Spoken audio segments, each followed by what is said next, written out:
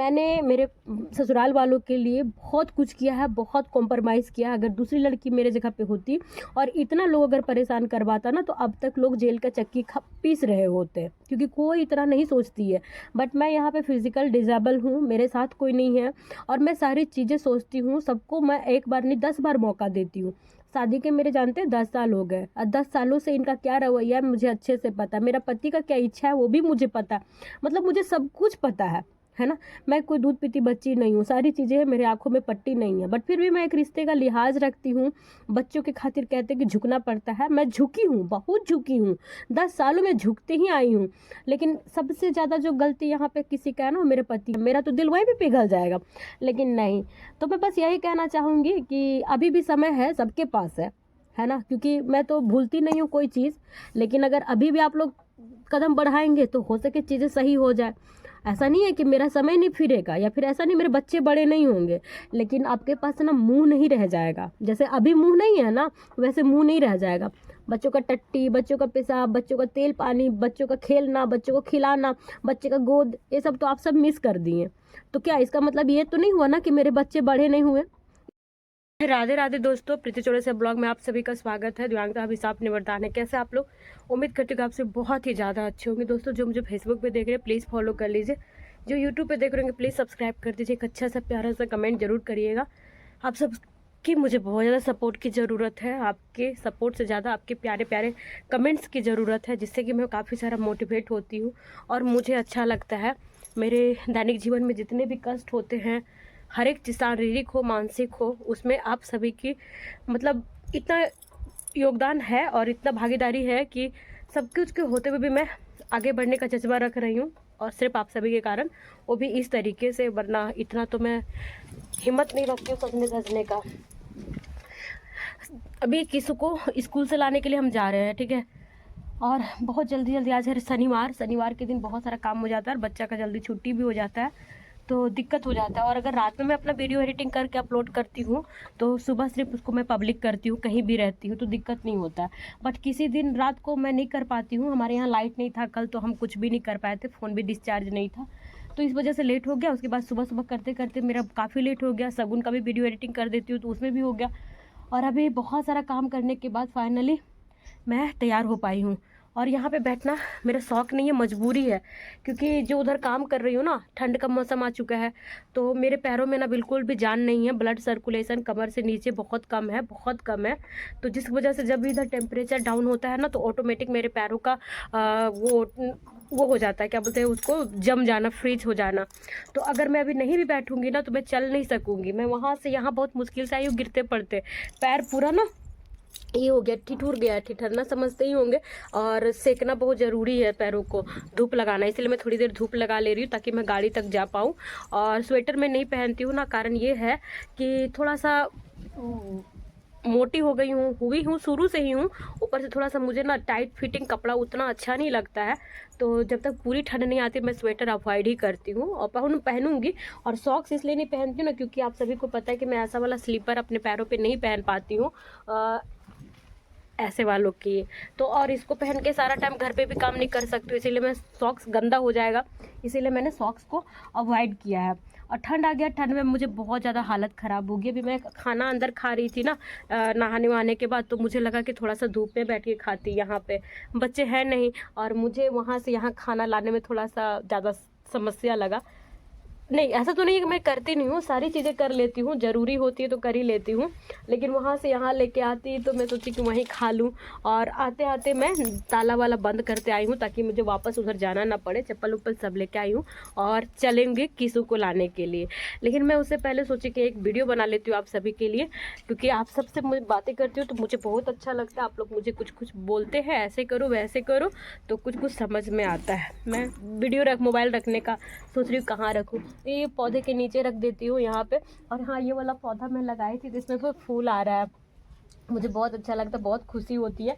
इधर मैंने कुछ गुलाब के कटिंग्स लगाए थे जो मेरे क्लास से लेके आई थी, मेरे सेंटर से, तो उसमें भी ना पत्तियां आने लगे हैं। अब थोड़े से पैसों का इंतज़ाम करूँ तो कुछ गमले ले आऊँगी और गमलों को मैं सीढ़ियों पे लगाने की कोशिश करूँगी और वहाँ पे फूलों को लगाऊँगी।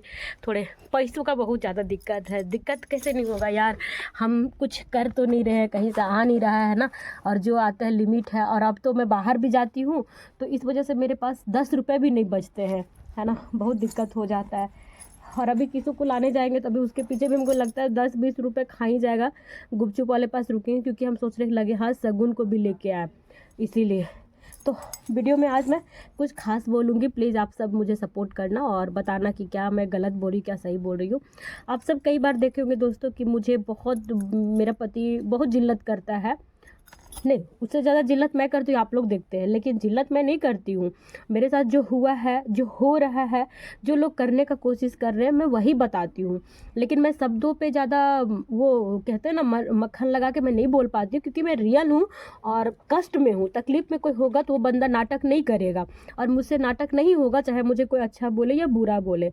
बट जब भी मेरे पति की बारी आती है ना, वो हमेशा उल्टी सीधी चीज़ें कहता है, ऐसे करती है, मुझे गालियाँ देती है, मेरे परिवार को गालियाँ देती है, सबको गालियाँ देती है।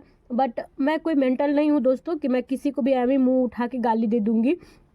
और कोई कोई सोचता है कि कंट्रोवर्सी करती, लड़ाई झगड़ा, मैं किसी के यहाँ कोई कंट्रोवर्सी नहीं करती हूँ, ना मुझे शौक़ है जाने का। लेकिन अगर कोई मेरे घर आके कोई मुझे परेशान करेगा तो इतना राइट तो सबको है ना कि बोलेंगे। मैं चुप कैसे रहूँगी? मैं अभी, आप बताओ, इतने दिन से आप लोग देख रहे हैं बिल्कुल नॉर्मल है ना, तो कोई मुझे तंग करता ना मैं जाती हूँ एक्शन लेने के लिए। लेकिन कोई लेगा तो मैं ज़रूर करूँगी, चाहे उसके लिए मुझे कुछ भी करना पड़े। तो मेरे पति हमेशा मुझे ऐसा ही उल्टा सीधा बोलता है, जबकि मैंने मेरे ससुराल वालों के लिए बहुत कुछ किया है, बहुत कॉम्प्रोमाइज़ किया है। अगर दूसरी लड़की मेरे जगह पे होती और इतना लोग अगर परेशान करवाता ना, तो अब तक लोग जेल का चक्की पीस रहे होते, क्योंकि कोई इतना नहीं सोचती है। बट मैं यहाँ पे फिजिकल डिसेबल हूँ, मेरे साथ कोई नहीं है, और मैं सारी चीज़ें सोचती हूँ, सबको मैं एक बार नहीं 10 बार मौका देती हूँ। शादी के मेरे जानते हैं 10 साल हो गए, और 10 सालों से इनका क्या रवैया है मुझे अच्छे से पता है। मेरा पति का क्या इच्छा है वो भी मुझे पता है, मतलब मुझे सब कुछ पता है ना। मैं कोई दूध पीती बच्ची नहीं हूँ, सारी चीज़ें मेरे आंखों में पट्टी नहीं है। बट फिर भी मैं एक रिश्ते का लिहाज रखती हूँ। बच्चों के खातिर कहते हैं कि झुकना पड़ता है, मैं झुकी हूँ, बहुत झुकी हूँ, 10 सालों में झुकते ही आई हूँ। लेकिन सबसे ज़्यादा जो गलती यहाँ पे किसी का है ना, वो मेरे पति का है। इसलिए कि लोग तो मुझे बोलेंगे क्योंकि उनको नहीं पता, बट तुमको पता है कि तेरे परिवार के लिए, तुम्हारी खुशी के लिए हम कितना कुछ सेक्रीफाइस किए हैं। जो चीज़ अभी हम रोक लगा सकते हैं, है ना, 2 साल से रोक लगाई हूँ इसको कि घर नहीं जाना है, इसे वैसे, लेकिन ये करता ही है साइड से, बट फिर भी मैं रोक लगाई हूँ। यही काम मैं पहले भी कर सकती थी, बट मैं नहीं की। चलिए मुद्दे पे आती हूँ। मेरे सास ससुर वाले जितने कोई है, अब तक कोई कुछ नहीं किया, नो डाउट। चलिए कोई शिकायत नहीं है, मैं सारी चीज़ें भूल जाऊंगी, सब चीज़ भूल जाऊंगी। आप सब वीडियो जो देख रहे हैं मेरे ससुराल के होंगे, कहीं के होंगे, तो वीडियो कितना शेयर करिए कि उन तक पहुंच जाए। मैं बस यही कहना चाहती हूँ कि मेरा बेटा और बेटी पे तो उनका अधिकार है ना, मेरे बच्चों को उन पे अधिकार है, मेरा है चाहे नहीं है। बच्चों को भी प्यार मिलना चाहिए, ये सबको पता है, मुझे कोई शिकायत नहीं है। आप मुझे ना करो, बट बच्चे को तो करनी चाहिए ना। और मैं, हर कोई यही चाहता है। और मैं इतने दिन से आप सभी के नाटक झेल रही थी आपके बेटा का, तो इसी उम्मीद में ना कि एक दिन किसी का दिल पिघलेगा, मेरे बच्चों के प्रति अपना फर्ज पूरा करेंगे। बट बच्चे इतने बड़े हो गए, एक 8 साल की हो गई, एक 4 साल के होने जा रहा है। अब तक किन्हीं को मेरे बच्चों पे कुछ नहीं हुआ। चलो ठीक है, मैं बहुत बोलती हूँ, लड़ाई करती हूँ, मैं मान लेती हूँ, चलो डायरेक्टली आप नहीं कर सकते, इनडायरेक्टली तो कुछ कर सकते हैं। इनडायरेक्टली कुछ किए हैं तो वो भी बता दीजिए कि हाँ हम लोग करते हैं, कैसे नहीं करते, दिखाते, कुछ तो बताइए। कहीं कुछ नहीं करता। मैं हमेशा अपने आप को गलत प्रूव करना चाहती हूँ, मैं गलत हूँ और तुम लोग सही हो, सही। लेकिन ये लोग सही होना नहीं चाहते हैं, फिर भी मुझे ही गलत ठहराएंगे, है ना। कोई बात नहीं, आप सभी को पता है 4 साल मेरा बाबू का होने जा रहा है। अब तक उसके बाल मैंने ना, बचपन का जो पेट का बाल है वो अभी तक नहीं निकलवाई हूँ।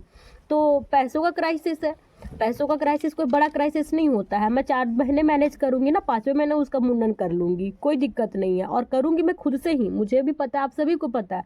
लेकिन फिर भी एक उम्मीद होता है ना कि चलो उस घर का बेटा है, तो मैं चाहती हूँ कि उसकी माँ को ये काम होना चाहिए कि हाँ चलो ठीक है, हम अपने बच्चे को अपने घर में लाएं, पुरखों से मिलवाएं, जो दुनिया में नहीं है उनका आशीर्वाद दिलाएं, मुंडन करवाएं धूमधाम से। हम इसी उम्मीद में, मतलब नहीं बोलते हैं बट होता है मन में कि चलो कभी तो कहेगी कि हाँ बाल उतरवा दे, क्योंकि दूसरे बेटा का बच्चे के प्रति आपका फर्ज बनता है। तो इन बच्चों के प्रति आपका फर्ज नहीं बनता है कि हाँ चलो मैं बच्चों को करूँगी, अपने लिए ज़बरदस्ती करो यहाँ पे, तभी तो बात लगे कि हमको भी लगे कि मैं कितना ही बुरा बोलती हूँ, बच्चों के लिए इतना सोचते हैं, मेरा तो दिल वहीं पे पिघल जाएगा।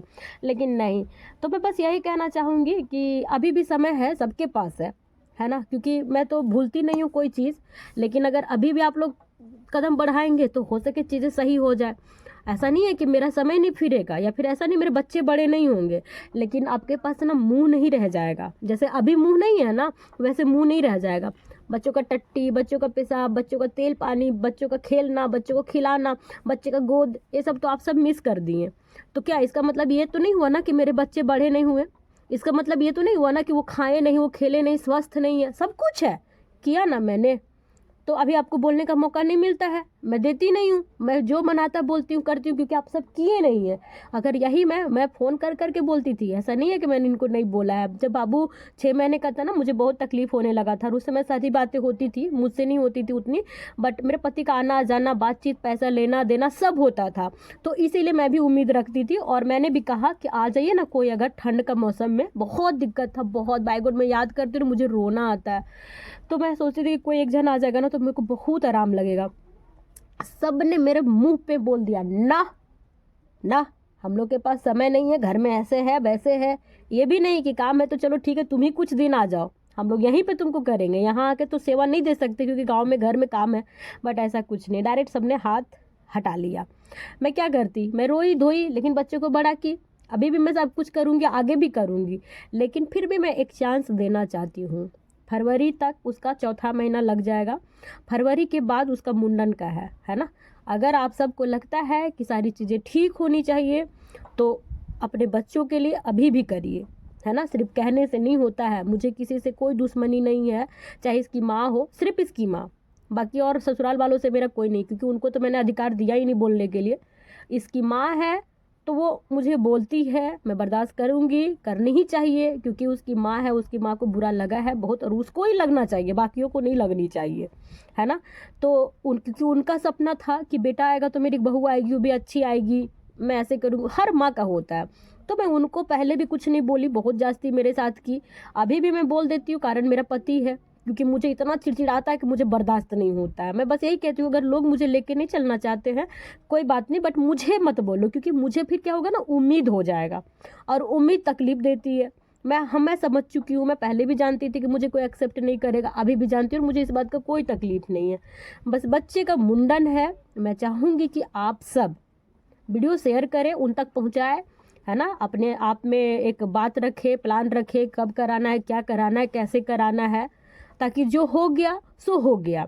अब नया चैप्टर अगर आप लोग क्लोज ओपन करिएगा तो फिर सबको परेशानी है। मुझे तो, मैं ऐसे भी परेशान हूँ, आप सब भी गांव में परेशान हो जाते हैं, गांव वाले आपको भी लोग अच्छा नहीं कहते हैं, क्योंकि गांव वाले देख रहे हैं कि मैं सब कुछ कर रही हूँ, मेरा वहाँ पे अधिकार है, मेरा आने पे आप लोग को दिक्कत होता है, यहाँ पे बेटा को अकेले छोड़ दिए हैं, है ना। वो आपका ही बेटा है ना, बच्चा को गलती नहीं है।